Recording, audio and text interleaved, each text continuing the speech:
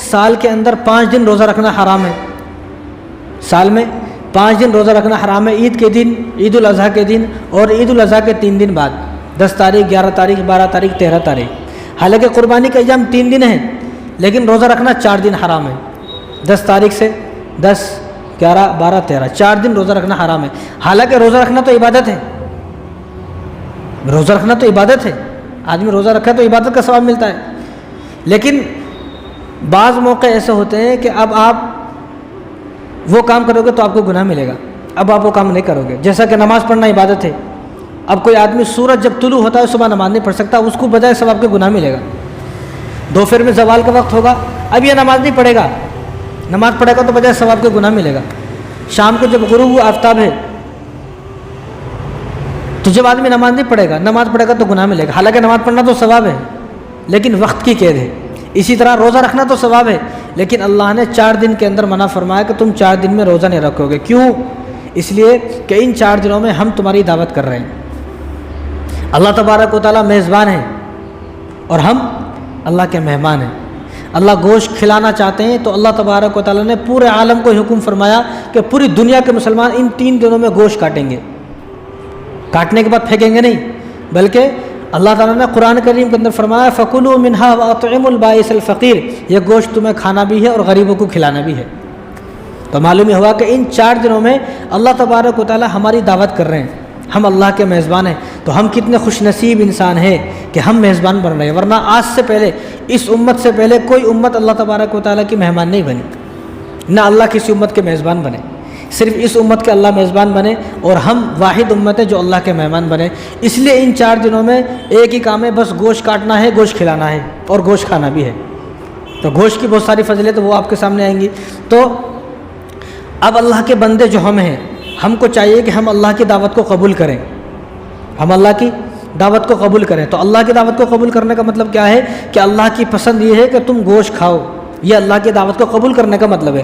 جو آدمی نہیں کھا رہا گوشت، جو بہانے لگا رہا، تو انکار کر رہا ہے میں نہیں کھاؤں گا، میرا دل نہیں کرتا ہے، میرا من نہیں کرتا ہے، میرا جی بھر گیا ہے اور میں یہ گوشت کھاتا ہوں، مجھے فلاں بیماری ہو جاتی ہے، تو میں ان لوگوں کو یہ کہتا ہوں کہ اس بات کو سوچ کر آدمی گوشت کھائے کہ اللہ تبارک و تعالیٰ کی طرف سے دعوت ہے ہماری، تو تم انکار نہیں کر سکتے۔ سال میں پورے سال انکار کرے ایک آدمی گوشت کھانے سے، لیکن ان 4 دنوں کے اندر آدمی کو انکار نہیں کرنا چاہیے گوشت کھانے سے۔ کیوں؟ کیونکہ یہ دعوت اللہ کی طرف سے دعوت ہے۔ اللہ نے پورے سال کوئی دن ایسا نہیں ہے جس میں یہ منع فرمایا کہ روزہ مت رکھو، لیکن حضور نے منع فرمایا کہ ان 4 دنوں میں تمہیں روزہ نہیں رکھنا ہے۔ کیوں؟ کیونکہ ان 4 دنوں میں اللہ تبارک و تعالیٰ کی طرف سے دعوت ہے اور اللہ کی دعوت کا ہمیں انکار نہیں کرنا ہے، بلکہ اللہ کی دعوت کو ہمیں قبول کرنا ہے۔ دنیا کے اندر اگر کوئی آدمی، بڑا آدمی ہماری دعوت کر دے، MLA صاحب ہماری دعوت کرے، کیسا خوش ہوتے لوگ؟ MP صاحب ہماری دعوت کرے، ہمارے محلے کا بستی کا ایک بڑا آدمی ہے، انہیں ہماری دعوت کرا تو لوگ کیسا خوش ہوتے ہیں؟ لوگ خوش ہوتے نہیں، اس کی تعریف کرتے، اس کے گن گاتے ہیں اور لوگوں کو اس کے بارے میں بتاتے ہیں تاکہ لوگوں کو پتہ چلے کہ فلاں آدمی میری دعوت کرا۔ کتنی تعریف کرتے ہیں لوگ اور خود کو بھی بڑا سمجھتے ہیں، بھائی میں بھی بڑا آدمی ہوں کیونکہ بڑا آدمی نے میری دعوت کی ہے۔ دنیا کا ایک ادنا سا آدمی ہے، چھوٹا سا آدمی MLA صاحب، اگر وہ کسی کی دعوت کرتے تو آدمی خوش ہوتا ہے، تو اسی طرح اللہ تبارک و تعالیٰ کی طرف سے بھی ان دنوں میں دعوت ہے۔ تو اب معلوم یہ ہوا کہ ہمیں کتنا زیادہ خوش ہونا چاہیے، ہر انسان کو خوش ہونا چاہیے کہ اللہ نے میری دعوت کی ہے۔ اور وہ آدمی جو ان دنوں میں گوشت نہیں کھا رہا ہے قربانی کا، وہ آدمی اللہ تبارک و تعالیٰ کی دعوت سے انکار کر رہا ہے۔ تو اس لیے ان دنوں میں اس گوشت سے آدمی انکار نہ کرے، اللہ کی دعوت کو قبول کرنے والا بنے۔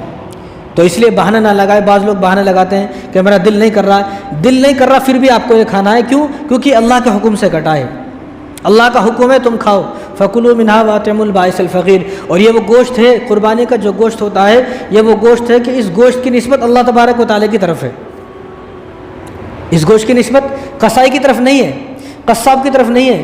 قربانی کا اگر گوشت کسی کے گھر لے کر آپ گئے تو آپ سے یہ پوچھے گا نہیں کہ کون سی دکان سے لے کر آئے، کس قصاب کے پاس سے لے کر آئے، کوئی آپ سے پوچھے گا نہیں، ایک ذرہ برابر بھی آپ سے سوال نہیں کرے گا، وہ خاموشی کے ساتھ رکھ لے گا، کیونکہ اس کو معلوم ہے کہ یہ قربانی کا گوشت اللہ کے نام پر کٹا ہے، اس گوشت کی نسبت اللہ تبارک و تعالیٰ کی طرف ہے۔ اور جو پورے سال گوشت کٹا اس کی نسبت کس کی طرف ہے؟ قصائی کی طرف، قصاب کی طرف، دکان کی طرف، پیسے کی طرف، کمائی کی طرف۔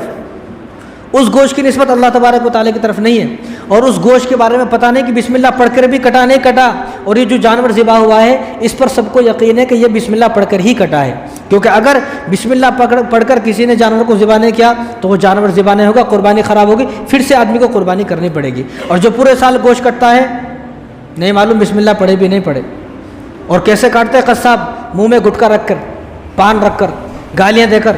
بعض لوگ تو ایسے نالائق ہیں کہ وہ شراب پی کر جانور ذبح کرتے ہیں۔